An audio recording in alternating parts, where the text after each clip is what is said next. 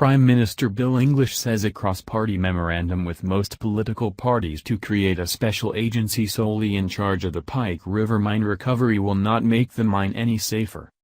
The agency would be set up within 100 days of a new government, and has a parliamentary majority. Solid Energy, which bought the closed Pike River mine in 2012, 2 years after the explosion that killed 29 men, is currently being wound up and will cease to exist by March next year. In February, the government ordered the state-owned enterprise to stop the permanent sealing of the portal to allow an unmanned re-entry of the stone drift leading into the mine. Since then, it has been looking at some sort of robotic entry. Solid Energy Chairman Andy Coupe said in February he would resign sooner than let anyone enter the unsafe mine. However, most of the families have been pushing for a manned re-entry of the drift, and yesterday most political parties signed up.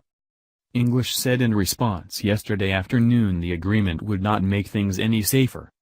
He hoped the unmanned re-entry would happen before the end of the year.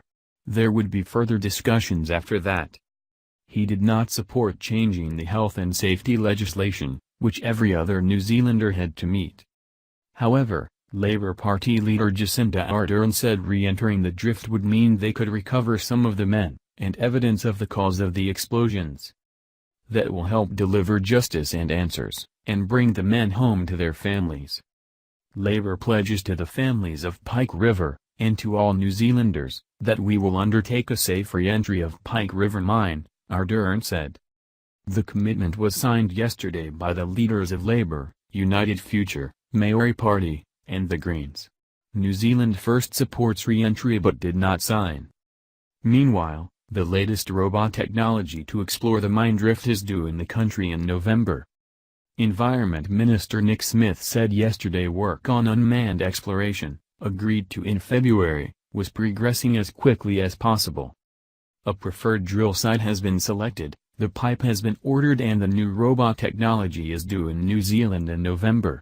The program of work of exploring the last 400 meters of the drift is due for completion by Christmas. Dr. Smith said the work would only be slowed by setting up a new agency, as proposed with the other political parties. It is a hollow political stunt for parties to promise manned re-entry of the mine by the end of 2018. A political statement does not change the risks in the mine, Dr. Smith said. This political commitment of manned entry of the complete drift by the end of 2018 could not be done under New Zealand's workplace law, a law supported by these very parties. They are either making empty promises to the Pike families or are proposing to water down a law intended to prevent future workplace tragedies. Thanks for watching. Please subscribe my STC News channel. Goodbye and see you again.